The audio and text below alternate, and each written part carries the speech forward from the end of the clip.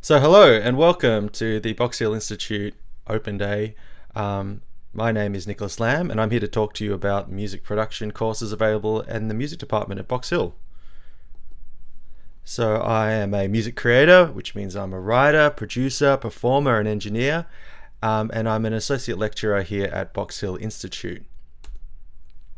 So before we can talk about the opportunities available to music producers and for music production in the music industry, first we need to talk about what is a music producer. So the way I see it is a music producer is a person who takes a compositional idea and realizes them with the aid of electronic music technology. So to think about that then, what is a compositional idea? Well, a compositional idea in music terms can be expressed in a variety of ways. This includes an idea written out on sheet music using Western notation, that's one way, or a musical idea recorded onto your phone using a voice memo. Or it can just be a musical idea that's something like wanting to create some music for a specific purpose, like making people want to dance, or for a specific group of people, like people who like to make videos on TikTok. And again, what you want to think about here is the composition is the intrinsic element behind the music production. So think about the song Happy Birthday. There might be lots of different performances going on all around the world right now of Happy Birthday. But the song itself is the same in every one of those. And unless you change the lyrics or the melody a lot, it's always going to be that same composition, Happy Birthday. So I just want to give you two quick examples of how a music producer might take a composition and realize it. The first example I have here is of the theme for the TV show Doctor Who, created in 1963. Now, this theme music was composed by a composer, Ron Grainer, who wrote the melody and the bass line out using Western notation on a sheet of paper. This sheet of paper was then given to Delia Derbyshire, who is in this case the producer. She realized this composition by using the technology in her studio, synthesizers, tape machines, and other effects to create the sound, the actual recorded version of this composition that we hear today.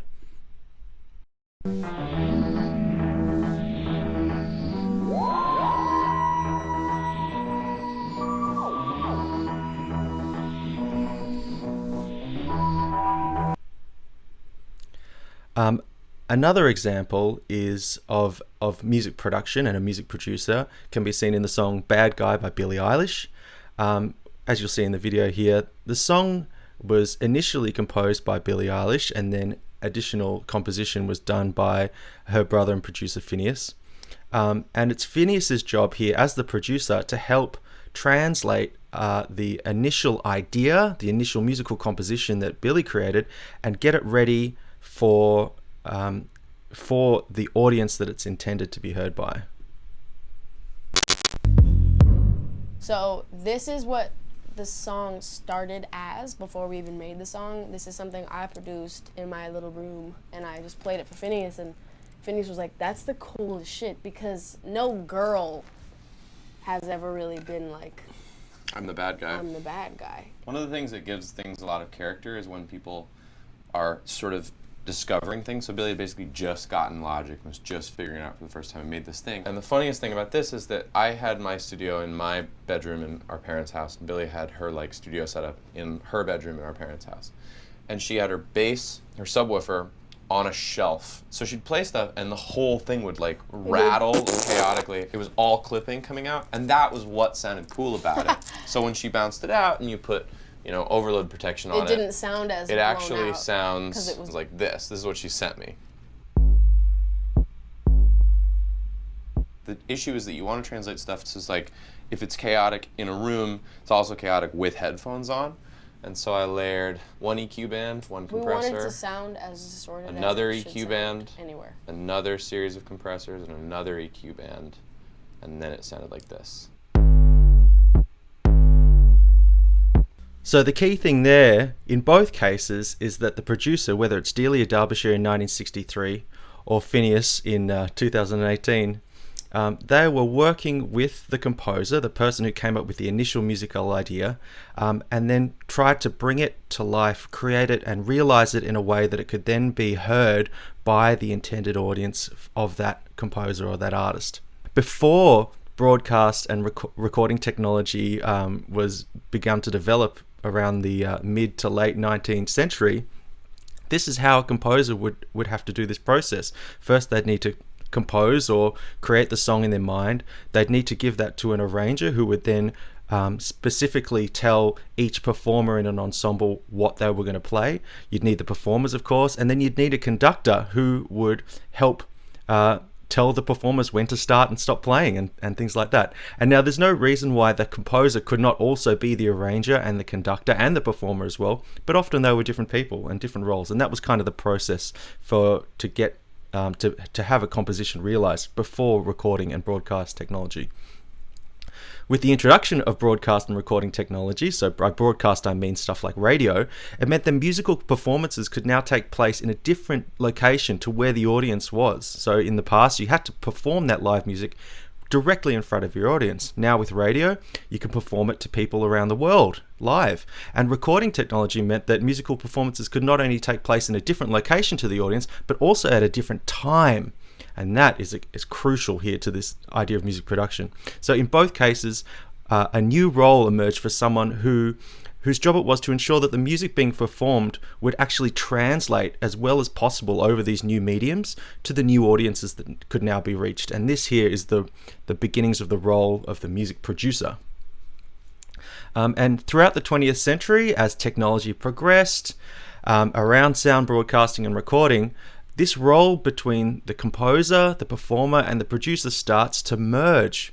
And we have composers that are adding skills to their bow around production so that they can not only compose a song, but also produce it in a way that could be broadcast or recorded.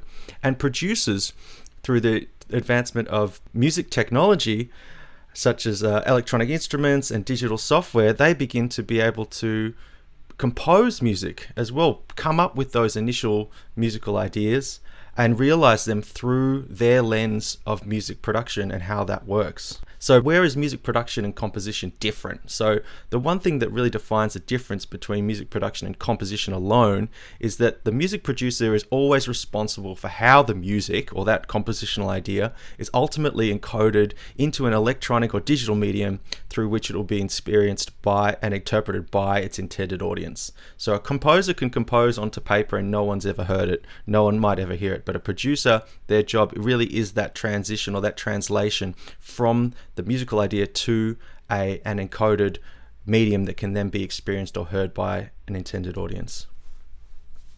So if you think about it, now we're at the part where we need to be. If we think about it, where are opportunities for music production in the music industry? Well, if you think about it, anywhere that music is being played through a loudspeaker, that is an opportunity for a music production to be made and for a music producer to produce music. So there's lots of them. The first one that might come to mind for a lot of people is just the recording of songs themselves and the recording of music for music's sake. So music is everywhere in our lives now, more than ever. You can listen to music on your phone. People listen to music in their homes, cars, restaurants, cafes, bars, gyms, shopping centers. There's music all around us all the time, recorded and produced music that needs to be created. So that is a number one outlet for people writing music and then finding a place for it to be heard. Another huge place for music production where produced music is required is online. YouTube, Facebook, Instagram, TikTok, all of these online media platforms all require music that is produced and encoded into a digital format and in a way realizing those compositional ideas in a way that can be heard and used on these online platforms. So another place where music production is required. A third massive one is games. Games, whether it's the musical background to a game or the way that music and audio is implemented throughout a game, it's already a massive field where music production is intrinsically required, and it's only continuing to grow. Of course, TV and film, the old standards, but even now this is still a changing landscape with on-demand streaming services like Netflix and Stan, meaning that more TV and film content is being made than ever before, and therefore more music needs to be produced for those shows and those movies. And finally, don't forget live music is another place where music production is a very necessary skill.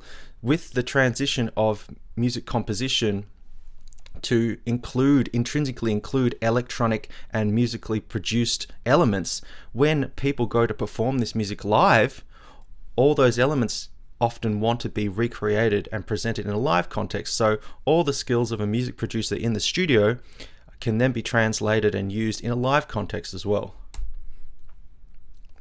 So as we've seen here, music production is a very broad and multidisciplinary area. And there's a lot of skills and knowledge that can be really useful to you as a music producer. Number one, that includes a very strong and broad aesthetic knowledge of the musical landscape in which you're operating in. That just means listening to a lot of music and a lot of varied music. Knowledge of your audience as well, understanding what specific audiences like to get out of a musical experience. Musical performance and communication skills. That means being able to talk about music in an aesthetic way, being able to talk about music in a technical way, whether that's Western music theory or audio technology, and also the ability to perform music as well, whether that's using MIDI instruments and drum pads, or being able to play the piano or the guitar or sing. Digital music creation and software skills and knowledge is definitely important.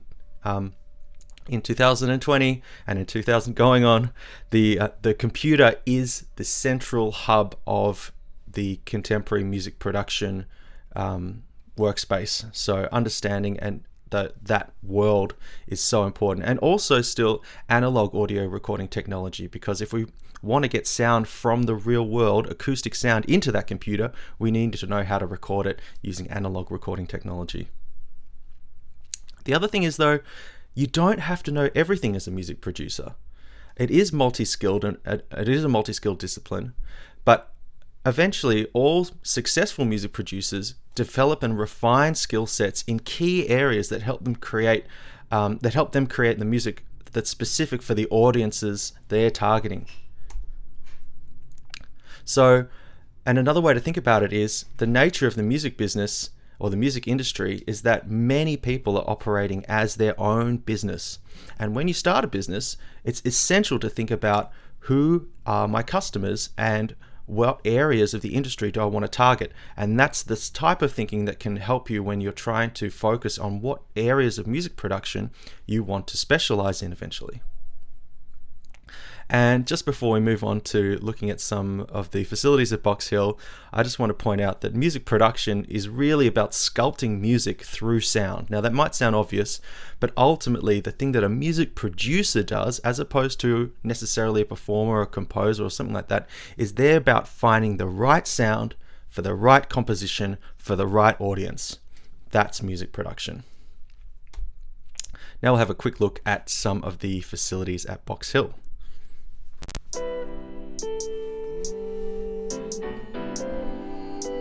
So we're just going to do a little walkthrough of all our studios. So we have Studio A, B and C and 3 production suites as well. And I'll just do a run through of all the gear that we have and what we use here. This is Studio A, our flagship studio. We have an SSL K-series desk that came from Sing Sing Studios in Cremorne. This desk was used by Kanye, Kylie Minogue, Jebediah, Kiss, Jimmy Barnes, like a whole bunch of really massive Australian artists as well. We managed to get like 1073 pre's, which is made famous by a lot of drum sounds. We're really, really privileged to have something like this. In Studio B, it's a bit smaller than Studio A. We have an API 1608 desk here, which I feel is probably made famous by Fleetwood Mac during the Rumours sessions. We actually have a tape machine here as well, which is great. With our Studio C, it's mainly used for post-production and Foley for video games and films. This is also a dedicated 5.1 room as well. You can mix films in 5.1, you can do video games in 5.1, pretty much anything.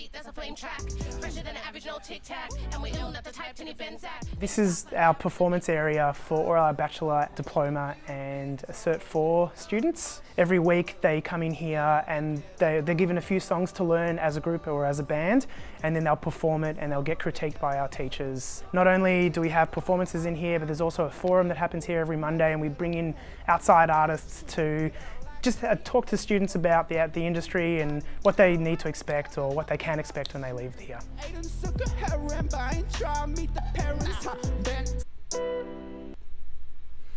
So yeah, in that video it took us around the campus at Box Hill, and I just wanted to highlight some of those again. So we have two production suites, large production suites like the one you see here, and these are great rooms for writing, collaborating, small recordings. There's actually a recording booth directly behind where this photo is taken. So there's two rooms like that and a third smaller one as well. So a great place that you can not just for having classes in, but for being able to use these studios around your class time to collaborate with all the other students at Box Hill.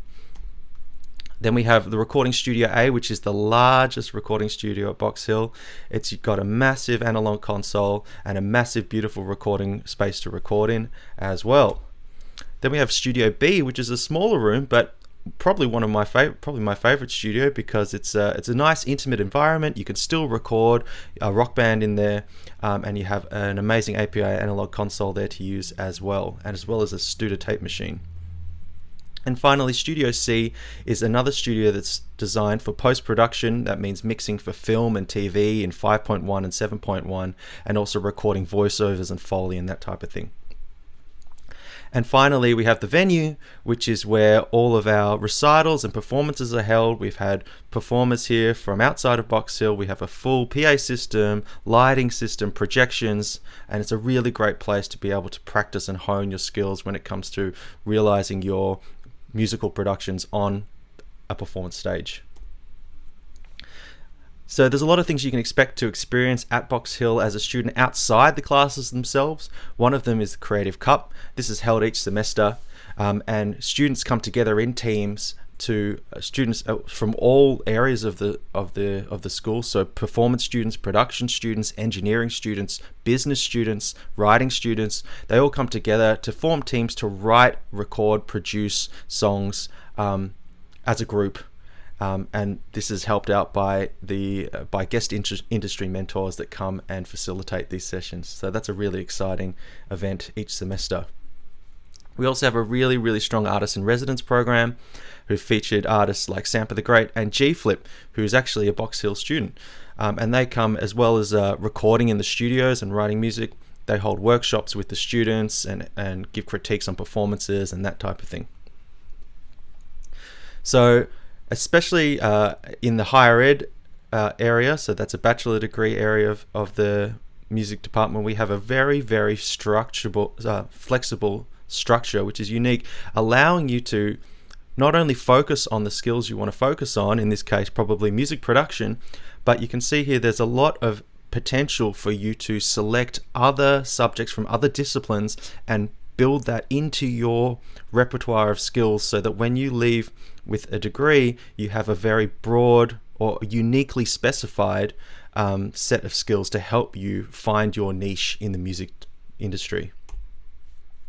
If you want to take a look at some of the other courses that are available at Box Hill for music production and music in general, head to the website or search Box Hill Institute Music Production, and you'll see there's a list of many different courses over higher ed, so bachelor degrees, postgraduate, as well as vet degrees as well in music production, music performance, hip hop, music composition, a massive variety there.